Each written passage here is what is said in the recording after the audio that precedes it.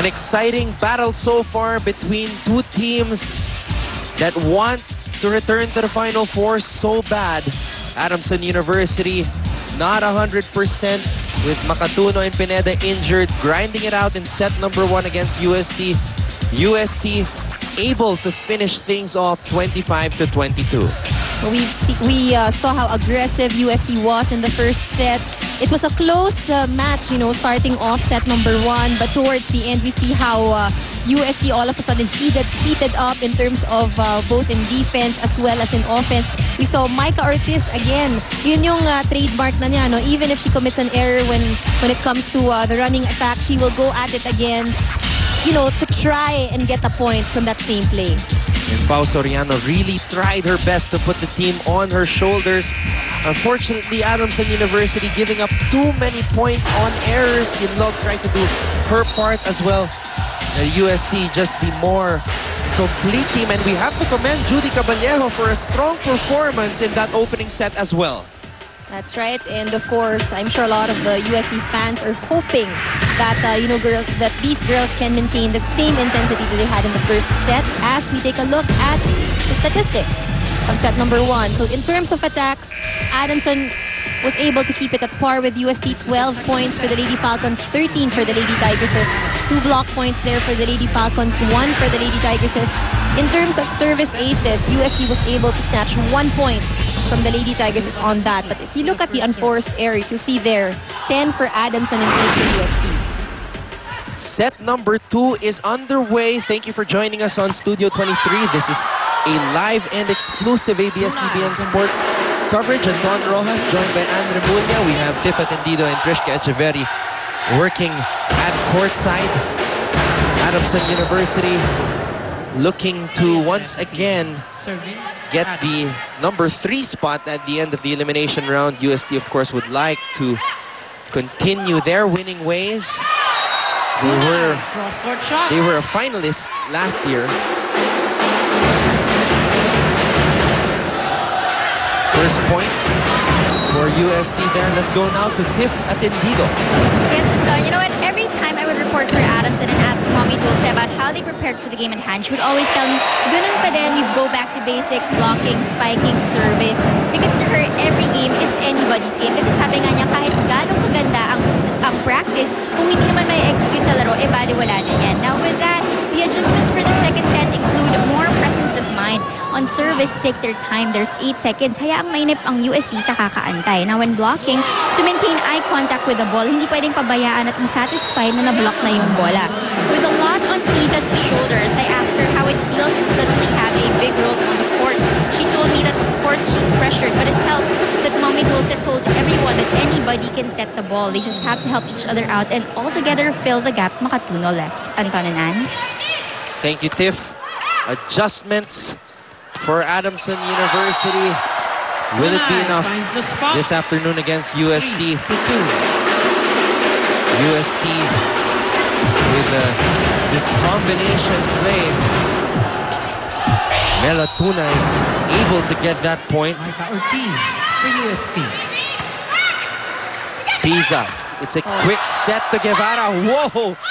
So saved. Caballero has been very active this afternoon. Kinlog from the right. Kinlog as well has been very effective in her position. She likes that weak side. Let's go now to Trishka Echeverri. Earlier, I talked about how serious Coach Augie is about today's game, and I've also been repeatedly mentioning how important it is to win, which is why it is no surprise then that Coach Augie is disappointed with his team's performance in the first set. Despite getting that first set, he was not happy because it was just filled with too many errors and miscues, not doing their preparation justice. Focus at galaw pa tayo. Let's shout instructions and communicate. Huwag tayo magpakiramdaman lang. Prior to the start of the set, we saw the Tigresses doing drills. Hindi na nga sila nag-huddle because according to Coach Augie, kailangan lang talaga nilang magising. Let's see if they can play with more energy this time, Anton and Anne. Thank you, Trishka. Nakita nga natin during one of the technical timeouts, Coach Augie trying to keep his players fresh, making them run a couple of laps on the side. Oh, excellent block there by UST. And we hear the cheers from the Adamson faithful as Sheila Pineda checks into the game for the first time this afternoon. We can see her right foot. Is it her right foot Yes. that's sprained? It seems like it's heavily taped. And she seems to be favoring it. Well, let's see how effective she can be at less than 100%. But we've seen a couple of players play well through ankle sprains. Like Rhea also sprained her ankle in the game against Ateneo. And Abby Maraño also had to play through an ankle sprain. So let's see how well Pineda can play through injury. USD, another point there. These athletes, of course, have very high tolerance. Most, maybe if not all, have high tolerance for pain.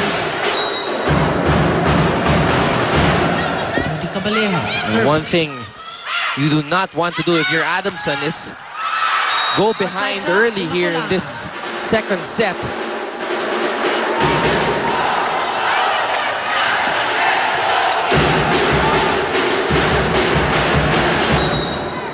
Faye Guevara. For Adamson. Oh, net violation from Di Makulangan. And Adamson able to tie it up.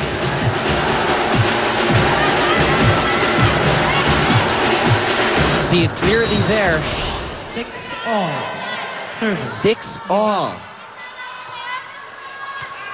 Glad you could join us on Studio 23. Banatikla pounding it off that block. Smart move there for Maru. Look at this, wiping it off the hands of the blockers. Jessie De Leon. Serving for UST. The rookie De Leon. Very sharp serve there. Pineda. That was her first hit, not much lift. And we But know, there- of course, one of the advantages of Pineda is her leaping ability. So Yes. not being able to do that would definitely change her offense. Banatikla with a That's hit a out. very good point. Banatikla. All systems go for her this afternoon. UST up by 2.